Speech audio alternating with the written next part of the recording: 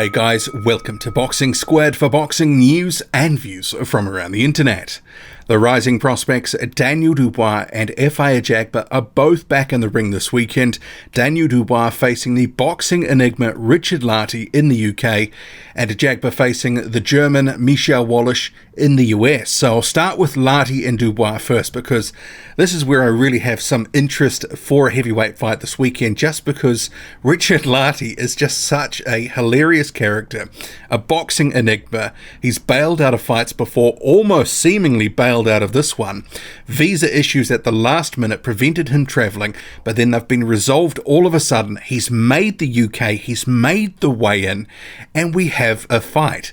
And I said when this was made, I'll only believe Ricchard Lartey is actually fighting once the bell rings for the first round, because he's pulled out of fights before with Joe Joyce, Junior Farr. It seemingly looked like this one was on the edge of being cancelled, but it's going ahead. And this is really interesting because I think for most boxing fans, we've seen a few clips of Ricchard Lartey online on YouTube, for example, from his fights in Ghana. He's 14-1. The one loss was against a guy called Ergen Merson in Switzerland.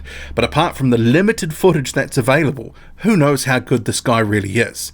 And you can see here on screen, this is from the weigh-in. So this is him. He's 241 pounds for this fight. Looks in pretty good condition, 6'5".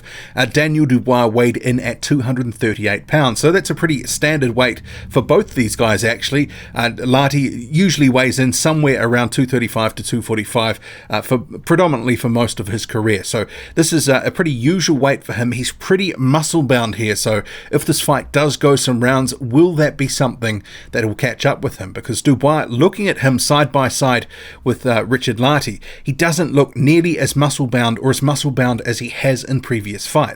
But I was quite interested in this face-off. So you can see here the two coming together. Ricchard Lartey, wildly dressed with the orange beard, the sunglasses and the chain. So if he fights anything like he's dressed, we're in for a fun night.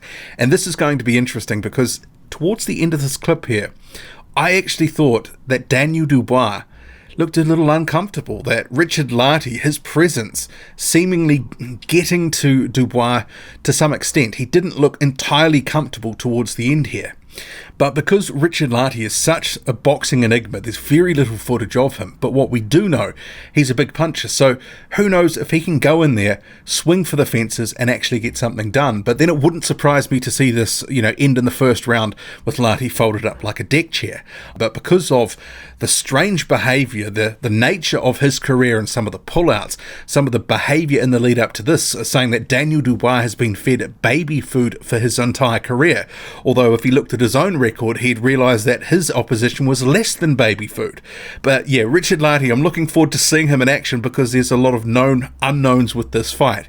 And it has the potential to either be very emphatic for Daniel Dubois, or maybe it'll be slightly trickier than we expect. It's really hard to call this one in terms of how it might pan out. But I think if you're a betting man, you'd probably go for Daniel Dubois earlier rather than later. But Ricchard Lartey, who knows? I mean, he is the WBO Africa strap holder, although the opponents, if you go check out his record, it is wafer thin. A lot of these guys have been brought up from other weights. Even a couple of guys who've been campaigning at super middleweight, light heavyweight, cruiserweight, and even one guy who was once down at middleweight has fought Ricchard Lartey. A lot of his opponents have also been quite last minute, sort of thrown in there at the last second sort of deal. So it's hard to know, what is this opposition that he's been facing. The quality, it looks pretty poor on paper. How is this going to translate into this fight? I would suggest that Daniel Dubois will win this, but it's Ricchard Lartey. He's an enigma. But from appearances at this weigh-in, which was the first time the two have squared off, he looks the part, but the question is, can he act the part?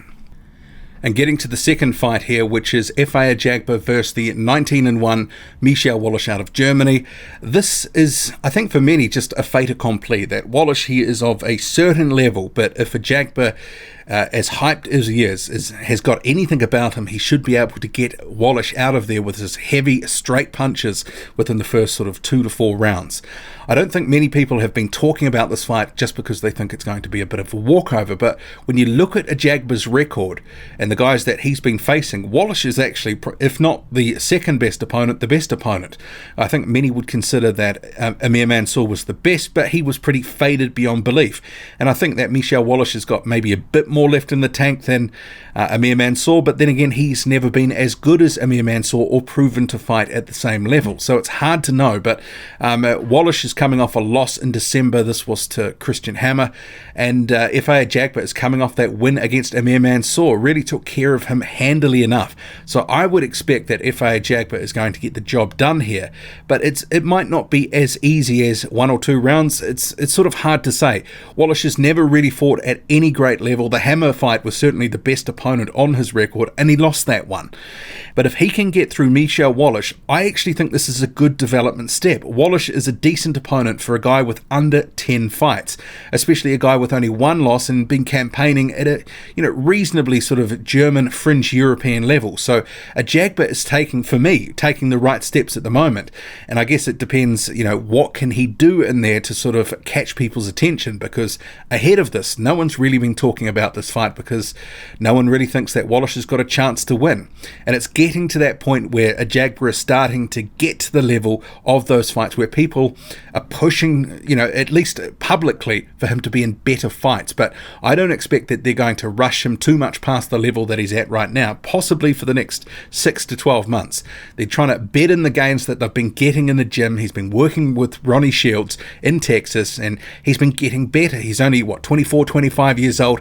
There's still time. He needs some more seasoning before getting thrown in. You don't want to throw him in at the deep end and he comes a cropper. The old saying is, it takes years to build a heavyweight up, just 10 seconds to tear one down. And they have this guy pegged for big things. He does look to be the heir apparent in the PBC heavyweight stable. So I'm not expecting them to push him faster than he needs to be pushed. Some people, though, are very impatient and expect him to be fighting a guy like a Daniel Dubois in his next fight. They're not going to rush him into a seriously dangerous fight with a big puncher next. Maybe around 15, 17 fights, something like that. But for the next year or so, I would expect some of these, like Wallisch is a guy who's somewhere between the top 50 and top 100. You're going to get more opponents like that and slowly rising up to top 40, top 30 level. And eventually, after maybe 15, 16, 17 fights, that's when he's fighting guys within the top 30 or so. But they will gauge it on his performance, what they're seeing in the gym, how they think he's actually progressing. They're not going to rush him. You can bet your bottom dollar on that. But what do you make of these fights? Efe Ajagba and Michael Wallisch. Do you think it's a fait accompli? I think he should knock him out within 4 rounds or so, potentially, maybe even less. And also Daniel Dubois and Ricchard Lartey. It's hard to know what's going to happen in that fight because it's hard to know how good is Ricchard Lartey. And if he can back up even half the things that he's been saying and half as good as he thinks he is, it's going to be a fun fight, but it might be a quick fight also. And who knows, maybe he could pull up some stunning, massive upset that would just really shock the heavyweight division to its core. I don't see it, but it's one punch and he is a big puncher, so who knows? Drop a comment, loud and often. Hit like, hit subscribe, follow me on Twitter, boxing_squared, boxing_squared. I'm out.